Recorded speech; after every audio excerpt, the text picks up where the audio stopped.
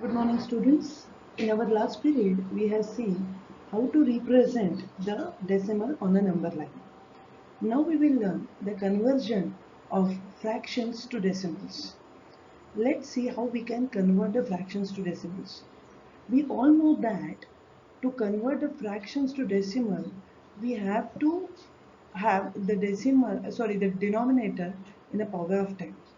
Like in the examples you can see the denominators as 10, 100 and 1000. Let's see the first example, 5 upon 10. It is 0.5. Now how we have achieved that?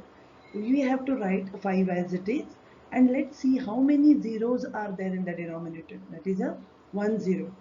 So there should be one decimal place and then the decimal point. The next example is 23 upon 100. First write 23 as it is and then see how many zeros are there in the denominator. For 100 there are 2 zeros. So the decimal conversion of 23 upon 100 is 0.23. Last example is 525 upon 1000. Write 525 as it is, and we can see that there are 3 zeros in the denominator the 1000 has.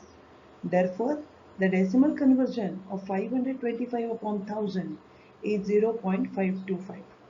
Please remember, when the denominator is power of 10, then the number of decimal places will be equal to the number of zeros in the denominator. Please remember this.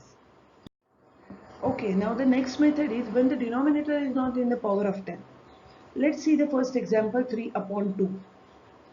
Now 2 we can convert by multiplying with 5, we can convert into 10.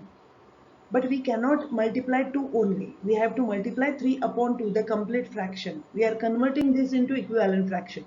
So when we will multiply 3 upon 2 by 5, we get the fraction as 15 upon 10, and then the conversion is 1 upon 1.5. Similarly, 5 upon 8, the combination is 8 into 125. That will give us 1000, that is the power of 10 again. But when we multiply 8 by 125, we have to multiply 5 also by 125. That's how we got 625 upon 1000. Okay, and the decimal conversion is 0.625. Third example is 7 upon 25. The combination is 25 and 4, the complements are. So we will multiply 7 upon 25, the complete fraction, by 4, by which we got 28 upon 100, and the decimal conversion is 2.8. The third method is by simple division. Let us see this example, 9 upon 6. 9 is a dividend and 6 is a divisor. We are dividing it. First is 6 ones are 6. 3 is a remainder. Now we will give the decimal point after 1 and we can add 0 after 3, that is 30, and then 6 5s are 30. So the decimal conversion of 9 upon 6 is 1.5. Now comparing and ordering decimals.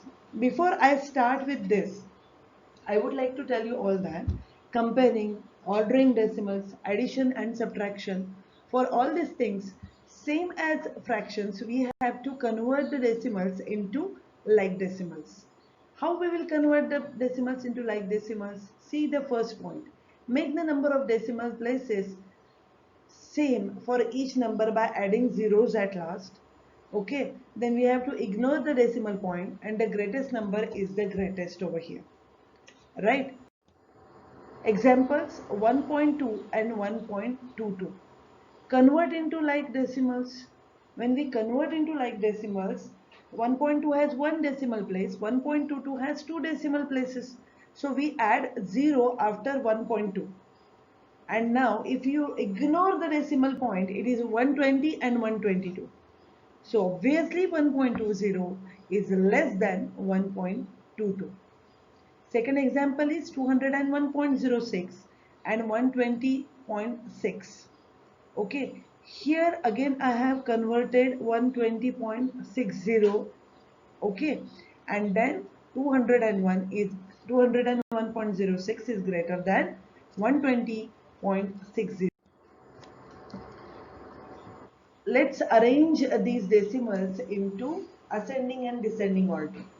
As I told you that first convert it into like decimals. Means what? All the decimals should have same number of decimal places. So first we have to identify the maximum number of decimal places. Here the maximum number of decimal places are 3, that is 009, 084, 405. So for these two decimals 0.12 and 0.06, we have to add 110 at last. So all the three decimals are now having 3 decimal places. Now let's arrange it in ascending order. So here 0.060 is smaller than 0.120, smaller than 1.084, smaller than 7.405, smaller than 8.009. The descending order is exactly opposite, that is 8.009 greater than 7.405, greater than 1.084, greater than 0.120, greater than 0.060.